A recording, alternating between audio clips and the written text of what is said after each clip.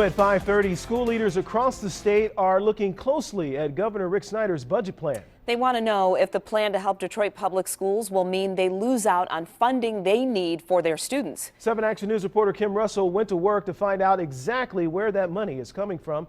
It's a story you'll see only on 7. One big question was answered when it comes to the Detroit Public Schools legislation, where the money would come from.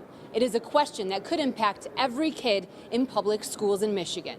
When Governor Rick Snyder announced his plan to designate $72 million a year over the next 10 years to help Detroit Public Schools address its debt and restructure, school districts around the state voiced concerns.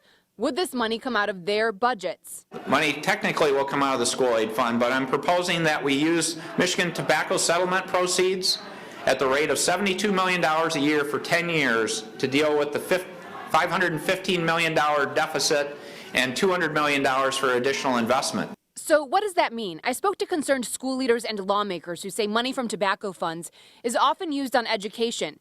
Could schools still lose out? Because other children should not pay for this issue either. I turned to Kurt Reese from the State Office of Budget for answers. He says no. This year's budget surplus will be used to make sure not one school in the state loses a dollar because the state is helping Detroit Public Schools. The governor also announced a plan to provide $50 million this budget year to help DPS as lawmakers work on their plan. This is a critical and urgent need. We need to act. If we do not act, this will be an issue resolved in the court system, where the outcomes can be much more devastating to taxpayers of Michigan and the school districts of this entire state. Lawmakers from Detroit have said they often see money talked about, but not a precise plan for how the district and academics will be reformed. Who knows what the governance is going to be? Who knows who's going to control it? Who knows what's going to happen to those kids? Who knows whether or not they're going to get taught or not? Representative Harvey Santana asked the governor, how does he know this is enough to fix the problem? I see the potential for us to stop the pipeline to prison.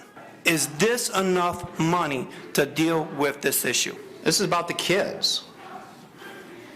What we're trying to do is help the kids, and this is the amount of resources I believe we need to back it up. We are committed to covering issues that impact your kids' schools. If there's something we should be covering, email me, fixmyschool@WXYZ.com. In Lansing, Kim Russell, 7 Action News.